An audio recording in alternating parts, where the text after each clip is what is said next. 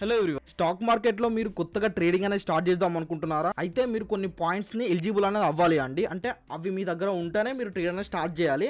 అవి ఏంటియో ఈ వీడియోలో క్లియర్గా చెప్తానండి. దిస్ షరత్ అండి. Let start work on trading. ట్రేడింగ్లో ఫస్ట్ రూల్, మెయిన్ రూల్ వచ్చేసి ట్రేడింగ్ ఎప్పుడు మీరు మీ సేవింగ్స్ నుండే చేయాలి.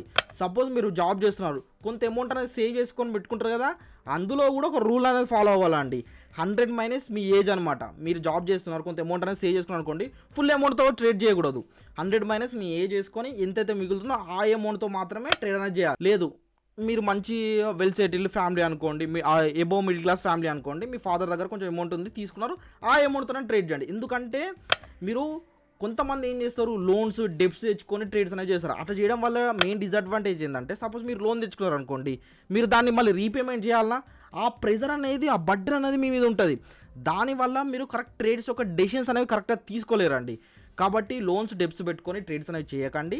సేవింగ్స్ అమౌంట్ ఉన్నప్పుడే ట్రేడ్ అనేది చేయండి. లేదు నేను స్టూడెంట్ అండి, నా దగ్గర అమౌంట్ ఏం లేదు, నేను డెప్ట్ తీసుకుంటేనే ట్రేడ్ చేయగలుగుతాను అంటే ఫస్ట్ జాబ్ క్రాక్ చేయండి.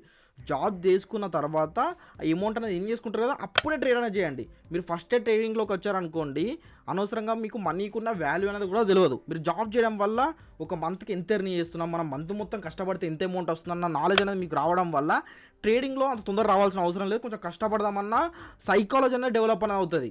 క్లియరా? కంపల్సరీ ప్రతి ఒక్కరు జాబ్ అనేది చేసి వచ్చిన అమౌంట్, సేవింగ్ చేసుకునే అమౌంట్తోనే ట్రేడింగ్ అనేది చేయండి. లేకపోతే ఇంట్లో వాళ్ళు కొంచెం మిమ్మల్ని హెల్ప్ చేసినా కూడా దా అమౌంట్తోనే చేయండి. కానీ లోన్స్ డెప్స్ వేసుకొని అయితే కంపల్సరీ ట్రేడింగ్ అనేది చేయకండి. క్లియరా? సెకండ్ పాయింట్ వచ్చేసి అన్రియలిస్టిక్ ఎక్స్పెక్టేషన్స్. చాలా మంది ట్రేడింగ్ చేసే వాళ్ళు ఏం చేస్తారు అంటే అన్రియలిస్టిక్ ఎక్స్పెక్టేషన్స్ పెట్టుకుంటారు. 10,000 పెట్టుకుందాం, 20,000 పెట్టుకుందాం, ₹1,00,000 ఏం చేద్దాం, 2,00,000 ఏం చేద్దాం అనుకుంటారు. వాస్తవానికి అట్లా ఎప్పుడు జరగదండి. ట్రేడింగ్ అనేది మీరు ఎట్లా ట్రీట్ చేయాలంటే ఒక బిజినెస్ లాగా ట్రీట్ చేయండి గైస్. బిజినెస్ వాళ్ళకు మంత్ అని ప్రాఫిట్స్ మీదనే ఫోకస్ చేస్తారు. ఎందుకు? వాళ్ళకి ఇప్పుడు ఒక బిజినెస్ ఉంది అనుకుందాం, ఒక రెస్టారెంట్ ఉంది.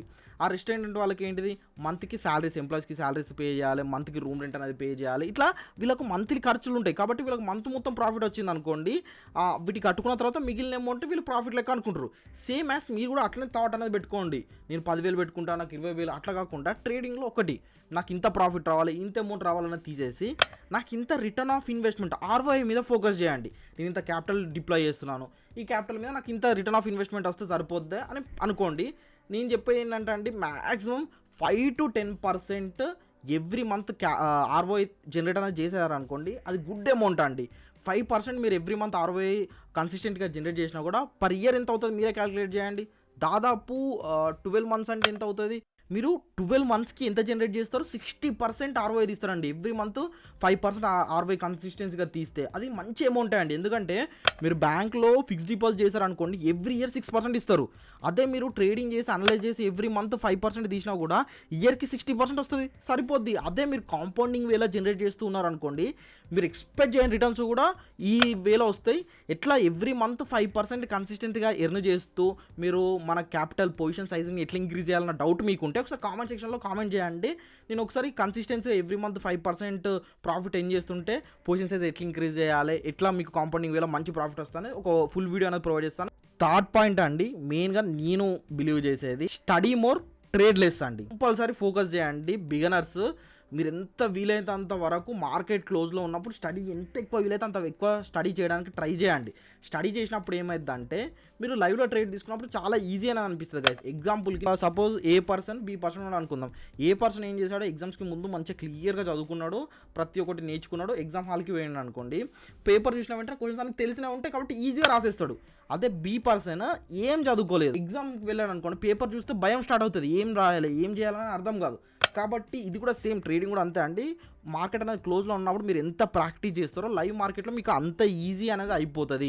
కాబట్టి స్టడీ మోర్ ట్రేడ్ లెస్ అండి. ఇంకా దానివల్ల ఇంకో బెనిఫిట్ ఏంటంటే, మీరు స్టడీ ఎక్కువ చేసి ట్రేడ్స్ తక్కువ చేసినప్పుడు ఏమవుద్దంటే మీరు full target full stop loss దాకా వెయిట్ చేయగలుగుతారు. ఎందుకంటే తీసుకునే తక్కువ ట్రేడ్స్ కాబట్టి అవి క్వాలిటీ ట్రేడ్స్ అనేవి మీకు తెలుసు. కాబట్టి మీరు ఏం చేస్తారు, full stop loss full target దాకా వెయిట్ చేస్తారు. లాస్ అయ్యే ట్రేడర్స్ వాళ్ళు ఏం చేస్తారు, స్టడీ లెస్ ట్రేడ్స్ మోర్ చేస్తారు.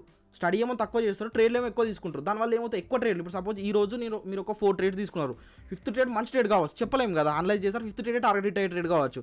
మీరు దాన్ని full stop loss full target దాకా వెయిట్ చేయలేరు అండి, ఎందుకంటే ఆల్రెడీ 4 ట్రేడ్స్ స్టాప్ లాస్లో ఉంటాయి కదా. ఈ 3 పాయింట్స్ని క్లియర్గా డెఫినెట్గా కంపల్సరీ ఫాలో అవ్వండి. ఫస్ట్ వన్ వచ్చేసి మీ సేవింగ్స్ నుండి ట్రేడింగ్ చేయాలి.